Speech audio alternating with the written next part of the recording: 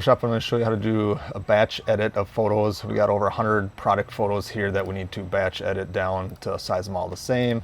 And we'll just jump right in. So you come into File in Photoshop, Automate, Batch. We've already created an action, show that in another video. You choose the folder of photos that you want to batch edit. This is the ones here. Choose that. Come into the folder where we want to save them. We already went ahead and labeled that. The name here, we'll just call it to use the document name.